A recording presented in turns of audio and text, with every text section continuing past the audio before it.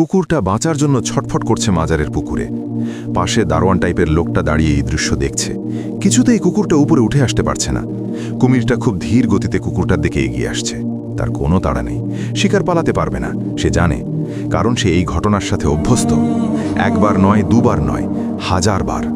ধলা পাহাড়ের মৃত্যুর সময় বয়স নাকি হয়েছিল 30 বছর। তাহলে বলা যায় প্রায় সহস্রবারেরও বেশি এসব রেডিমেড শিকারের স্বাদ গ্রহণ করেছে সে। শেষ পর্যন্ত কুকুরটা আর পালাতে পারেনি। হয়তো ওর পা ভেঙে কেউ এখানে ফেলে দিয়েছিল, অথবা পা দড়ি দিয়ে বেঁধে কিছু একটা করেছে, নয়তো সহজেই উঠে আসার কথা। পা বাঁধার কথাই অনেকে বলছে, ভিডিও দেখেও শিওর হতে পারিনি। এক পর্যায়ে নিরীহ অবুঝ প্রাণীটার ঘাড় মটকে ধরে কুমির নিজের ক্ষুধা মিটায়। আশেপাশের মানুষগুলো এই তামাশা দেখে গেল। 2026 সাল, অথচ কুসংস্কারাচ্ছন্ন ডুবে আছে দেশের জনসংখ্যার একটি বড় অংশ।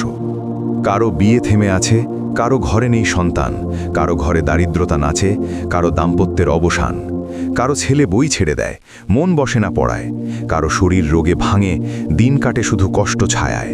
কেউ মামলায় জড়িয়ে পড়ে, কেউ আবার জিতে যায়। জীবনের এই টানাপোড়েন, সবাই নিজের সমাধান চায়। আর সব সমস্যার একটাই সমাধান, মাজারের কালা ধলা পাহাড়দের করাতে হবে ভুরি ভোজ। কখনো মুরগি, কখনো হাঁস, কখনো ছাগর বলি। যত সমস্যা সব নাকি মেটে এই বিশ্বাসেই বলে আমরা চলি। জঙ্গলের কুমিরও পায় না এত রাজার ভোজ।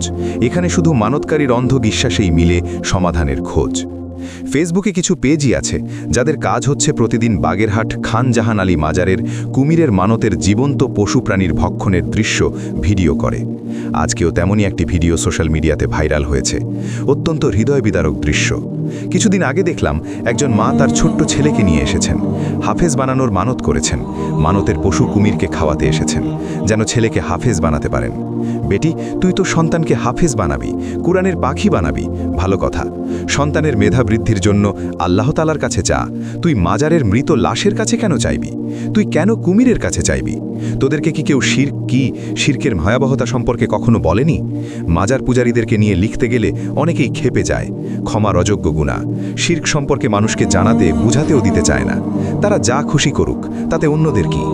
1957 সালে সোভিয়েত যখন পরীক্ষামূলকভাবে প্রথমবার মহাকাশে কোনো প্রাণী পাঠানোর সিদ্ধান্ত নেয়, অর্থাৎ নিরীহ কুকুর লাইকাকে যখন সুইসাইড মিশনে পাঠানোর সংবাদে, তখন বিশ্বের প্রাণীপ্রেমীরা গিনিপিগ হিসেবে এই অভিযানের নৃশংসতার বিরুদ্ধে প্রতিবাদ করেছিল। লাইকার আত্মহুতির মধ্য দিয়ে মানুষ স্পেসে গিয়েছে, চাঁদেও গিয়েছে, কিন্তু বিজ্ঞানের জন্য কুকুর লাইকা হত্যার লজ্জার দাগ আজও মোছেনি। অথচ খান জাহান আলী মাজার সহ নানান মাজারে মানতের নামে কয়েক যুগ ধরে চলে আসা কুমিরের কাছে জীবন্ত প্রাণী হত্যার সংস্কৃতি আজও বন্ধ হয়নি। এই ব্যাপারে দেশের কোনো মন্ত্রণালয়ের মাথা ব্যথা নেই। দেশের আইন কই? প্রাণী প্রতি এত নিষ্ঠুরতা কেন? আজকের কুকুরের ঘটনাটি হয়তো কোনো মানতের ঘটনা নয়, বদমাইশি করে কেউ ঘটিয়েছে, কিন্তু এই মাজার ব্যবসায়ীদের কাছে এটি অত্যন্ত স্বাভাবিক একটি ঘটনা। যুগের পর যুগ ধরে এই কুমিরের ভুড়ি ভোজ তাদের কাছে উপার্জন ও বিনোদনের অংশ। মাজারে মানতের নামে এই প্রাণী হত্যার ভণ্ডামি বন্ধে সরকারের দৃষ্টি আকর্ষণ করছি।